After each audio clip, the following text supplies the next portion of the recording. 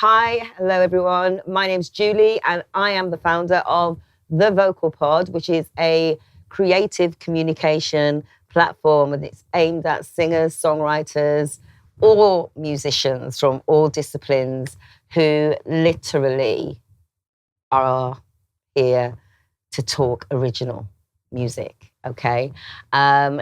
This podcast, however, is called The Generation Shift, shortened The Gen Shift.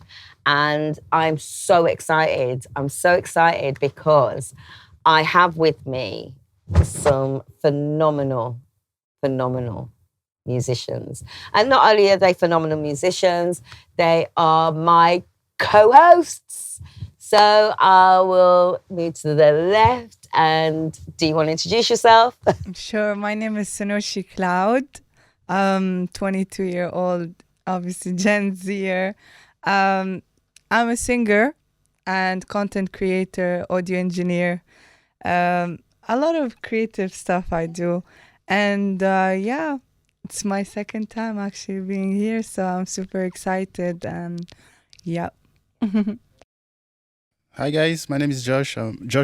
Let me just use the word Joshua now. I'm a drummer, a music producer, a music teacher, and a composer. I think I'm representing the millenniums because I'm on my 30s, so Oh, yeah. okay. Well, thank you for letting the audience know. The Gen Shift is broken up into 3 generations, guys. Myself, Gen X, Sunashi, Gen Z, and Josh, Millennial, which we also call Gen Y. We don't normally use Gen Y, though, No, do we we? don't. We don't. Yeah. It's always Millennial. Anyway, so we are here to kind of talk about the sort of evolution of music from my time. And my time was a long time ago. I was born in the 70s and raised on the music that was in the 80s. So my generation would have been literally tied into vinyl and tapes. Okay, so there wasn't anything like you have now. And we briefly spoke about that in our last sort of pilot episode. And we were sort of like alluding to how music has transformed over the decades and what has that done for you guys, the sort of digital generation. Okay. So, yeah, let's just have a conversation and let's just see how the influence of Gen X, what influences of that generation has had or impacted on your musical styles. Okay. So I'm not going to talk for now. I will leave the floor to you guys. You can tell the audience a little bit about yourselves. Promote yourselves, of course, do that. And also, just kind of, just give some kind of tips and tricks for how you do music now in this time and how it can help other people in your generation and what you can do for them. I think for me, right, it's easier right now to do music compared to because I know I was like I wasn't born in the 80s, to be honest, I just like very early 90s. But however, then I could remember like then I always, my friends and I we just look for we always use this CD, CD tape, to watch materials to learn. Do you understand? But now everything is just digital. We can just, anything you want, just type on YouTube and it's gonna bring it out. Before then, like if we respect people that has a lot of materials, and if you go to a musician's house, he's gonna like have a lot of materials, and oh, these are my materials, and they don't even share it. So we worked hard to get all these things, trying to improve ourselves. But I think now it's more very easy to access. So there's no excuse for anyone, improving yourself. Wow. What's your point on that? My input on that, I'm gonna take it a bit like on the audio engineering and mixing and mastering aspect of things. I know that there's a lot of singers that come into this field not knowing like the mixing side of things, how an EQ work, how the reverb work, how saturation works, etc. And I think that now with technology, there are, first of all, YouTube. YouTube is your best friend. ChatGPT can help you. And more than that, you don't even need to go to schools to really learn about this. Like, even though I go to school, I'm doing my bachelor's in audio engineering, but like, it's more of like touching the equipment that's analog and all that. And it's way more than mixing. It's live sound and all that. But I feel like even now there are like presets available. People can go and prepare what I do, and I rarely like talk about this, but the process right now is so much easier because I'm at a point where I still want to work with my audio engineer. Shout out to Tak, the best in the city. But yeah, so before going to the studio, I like to have my songs written and the flow is there. I need to hear the kind of like, not the final product, but what's gonna like sound like, and then have the final product done. And what I use is an app called BandLab, which is amazing, really. It works on the phone. You do your demo there just to place your lyrics and flow and just have that saved. So when you go in the studio, you know what to record, and obviously you record it again. But I just find it so, like, there are those small tools that can help you. And as he said, there's no excuse nowadays. There is none whatsoever. And it's interesting you should say that, because I want to extend on that. Because coming from the analog world into the digital world, because we kind of, Gen X is like literally right bang in the middle of coming out of that sort of retro vintage revolution.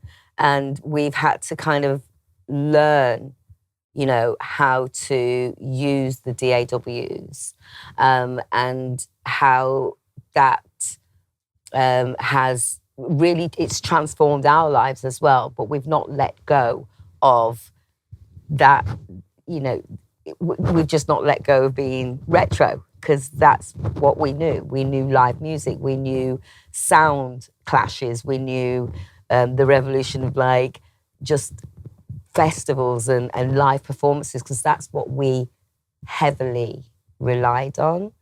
And as a Gen Xer, I, like yourself, Sunashi, I kind of taught myself how to use a DAW. And I did that because it was the only way to get ideas onto a computer or onto the machine so that it's stored, rather than writing it on a piece of paper and trying to memorize the melody in your head. You know, in the 80s, we didn't have a phone to do that. We may have had a dictaphone, but even with a dictaphone, you were limited. So I would say that I feel that all the generations are kind of merging together with ideas and being able to use all the resources and the tools. We can all make incredible music in our own styles. So yeah. Josh, I mean, like for you, you've just got a single out, right? And how was that constructed?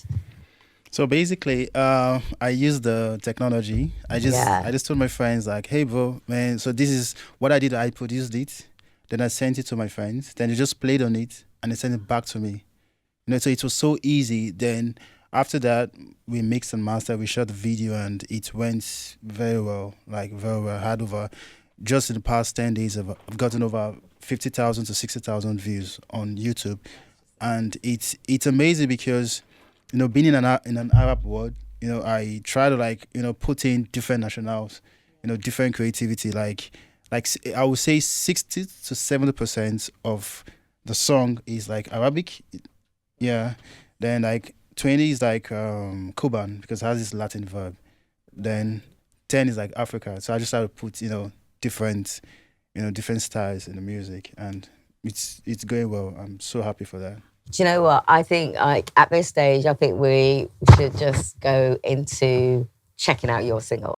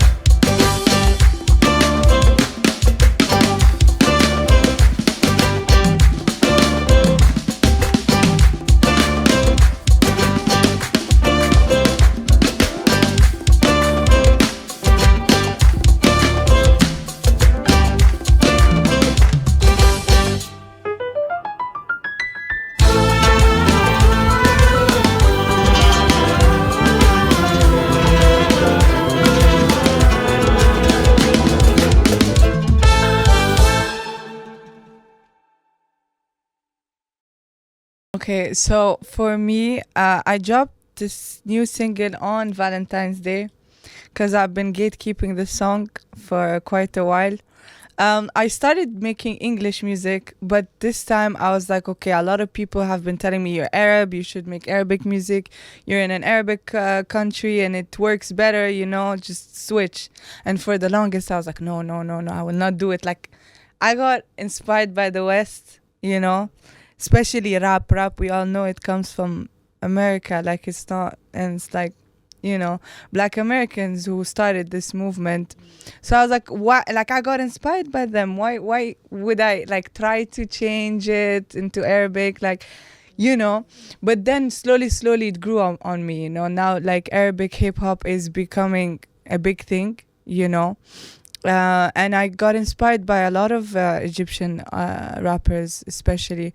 So I was like, okay, I kept hearing it, and then I was like, okay, let me try to make it in my own way, and I came up with few songs, and I shared it with some of my friends. I was like, what do you think about this? And they're all like receptive to it. So I was like, okay. Then Valentine's Day was coming soon, so I was like, okay, you know what, that's a good time, because it's a love song, obviously.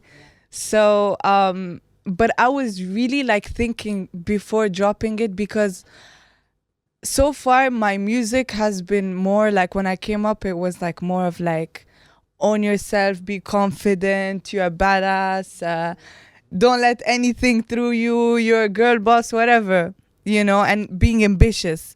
But then I was more into my feels, I was ready to be vulnerable with the audience and all. So I was like, I thought about it. I was like, are you like ready? And I was like, you know what? You're an artist for a reason. You share how you feel. You have to be authentic to who you are. The love topic came in my life recurrently. So I was like, be honest with yourself. A lot of girls and a lot of guys are going through what you're going through. So I made this song in half like Arabic, half English. Okay. And I was just speaking about like how I'm a hopeless romantic. No, I'm a hopeful romantic in a hopeless world. Okay, I Because like that. our generation is like kind of effed up, like it's messed up. I feel like in terms of if we compare Gen X with Gen Z, romance has diminished quite a bit, you know. Wow. Now everything is to the screen. People put less effort. People are more oriented towards their own selves. You know, I'm not saying romance is dead. You know, I don't like to be pessimistic, but No, I wouldn't. Well, I wouldn't say romance is dead. It's there. it's still there, but like it's harder to find it, you know? Like, where are the roses? Where are the love letters? Like, Yeah. write it with your own hands. No, now it's like a text. I love you is not written on a text piece of paper no more. It's ILY. What's happened to you guys, man? Like, seriously. Come on. Like, I just don't get it.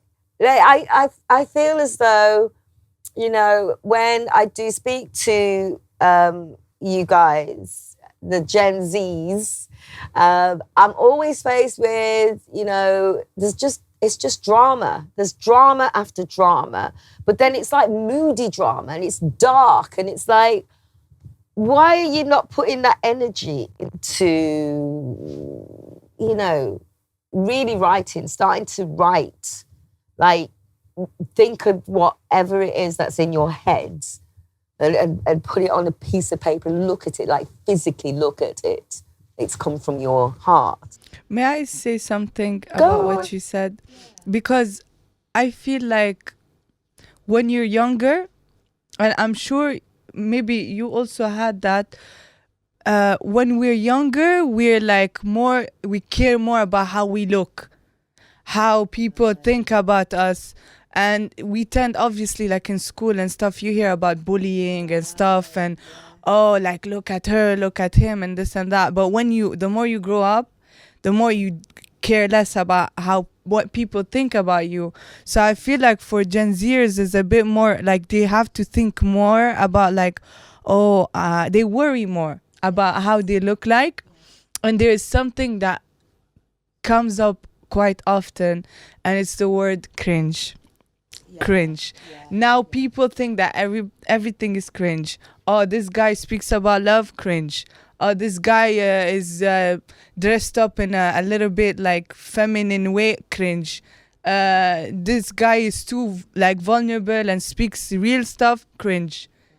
And it's like now it's hard to open up to the audience because at our age, it's a bit like there are a lot of immature people that call everything cringe. And I feel like if you see everything as cringe or a lot of things as cringe, you are restraining yourself, that's first, from like enjoying life, enjoying what you want.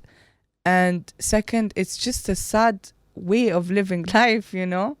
So, yeah, I'm so glad actually, and with the deepest amount of respect that you've actually opened up to that, because sometimes it's very difficult to actually admit that there is a very deep issue here. And I know we're on the topic of music and we're on trying to understand what is each generation bringing to the table. And I know that often when a Gen Xer goes in, they're very passionate, they're very talkative all the time. They're very expressive because we've never had anything other than our parents knocking us on our head, telling us you are going to be this, you're going to be that, you're going to be this, you're going to be that. So this whole cringe was never something we understood. We didn't even know the word. Well, it was there, but it wasn't a word that we would associate with ourselves. And I think this is definitely not just a topic, but it's something that needs to definitely be addressed through your voices. What's your take on that? I think technology also has caused a lot of stuff because at that time of, let's say, the 70s, there was no, the technology wasn't as now. So people have to, work with their mind. Do you understand? But now technology will just help you to do a lot of stuff. Like there are a lot of production package that you don't need to like try to create anymore. It's there already. So all you just need to do is just to put one here and put one, and it sounds what you want. Do you understand? So if I think if people can, aside from the technology, I understand that there's an advantage and there's a disadvantage. So sometimes the disadvantage could be people don't want to think anymore with their mind. People don't want to, stress themselves in trying to be more creative. They just feel that, oh, come on, man, anything I want. Oh, even imagine, like, I'm surprised. I see a producer that cannot even play the musical instrument, and you call yourself a producer. What he just needs to do is just he has all the package. He just put one here and put one here. If it sounds well, yeah, it sounds well, yeah. Drag and drop Yeah. syndrome. So if we can, aside from the technology, we can also work with our minds. It just imagine like a family, wife, the husband, the wife, and the kids. They're on the dining table to eat, and everyone is just on their phones. Do you understand? So all those things distract. Another disadvantage with this technology is that it automatically distracts you. That you don't even know you're distracted already. You don't know that you're just on phone. You're just on your phone, and before you know it, like if everyone is sitting here now, I can bet you if no one is talking to each other, we'll just be on our phone. Do you understand? But those days that there was no mobile, everyone would just we talk and know ourselves better. That was the culture, I think. But just going back to you, Sonashi, how your music has kind of taken a new angle based on where you were coming from before. It was all about that independence, power of woman, all the boxes that were ticked to suggest that you're doing well in life. And I think at this point, if you don't mind, can we go in and check out your song? For sure.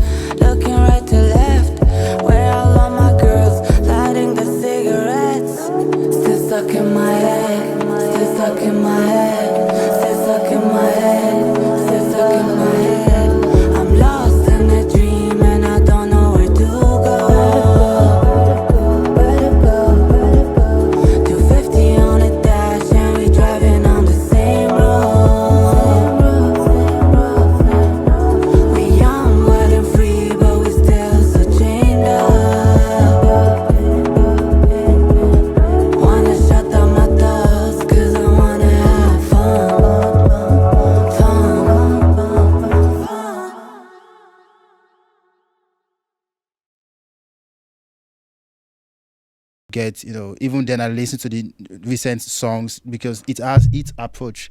I learn their approach, I learn the old approach, I just learn everything to just combine it and implement it in my own way. Absolutely. Yeah, so it's just a touch of different styles, genres of music, coming together. That is just amazing, and it's so refreshing to kind of hear it from yourselves. And I made this quite apparent on our last little talk about being inspired by the younger generation, because it's something that I wouldn't say it's unheard of, but a lot of people in my generation will be like, well, why would you want to be inspired by them? we are the main makers. No, we're not. No, not. We're not I at disagree all. with that. And exactly. And I just feel as though, for me, every day is a learning process, from whether I'm learning from my past or I'm learning from the future that I'm seeing, And this is what's just, it's beautiful to watch, but at the same time, there are some concerns from particular genres that promote violent music, promote, the sort of microaggressions and the gaslighting kind of vibe. That is something we're just thinking, wow, where has this been born out of? Well, obviously, social media has had a major influence in that. But yeah. To bounce off of what you guys, both of you, were saying, like how when you hear certain types of music, for example, aggressive, like music that talk about violence and all that, then yes, someone who's vulnerable or mentally unstable hears that song, he or she will be inclined to maybe be like, oh, violence is not that bad, let's do that. Or, they play it on their way to, let's say, in the worst of cases, committing a crime and such. But I feel like at the end of the day, we shouldn't forget that music is just an outlet for us. It's like that we are here as humans. We write, we do, we are the ones who make the music. We are the ones who write the music and produce the music. And I feel like obviously music has a big power. Even like since generations, we use music as healing as well, and it's important to acknowledge the power of music. It has the power to destroy and to heal, I feel like, and as singers and musicians, we have an important role, is to speak about these things, and it's to not like, you have a power, using your voice, using your hands, or whatever you use to make that craft happen. You need to be mindful of the next generation that might be taking you as an example, Thank you so much, guys. That is it. We got to wrap up. I am so, so, so, so enamored by your presence. And I'm going to now say thank you for watching. This is the Gen Shift. This is episode 1, The Evolution of Music. My name's Julie, and this is Sana She, my co-host, and Josh, my second co-host. Gen Z, millennial. We will be back. We will be back. Stay tuned. Love ya. Bye-bye. Bye, guys. Woo! So, Hey, we did it.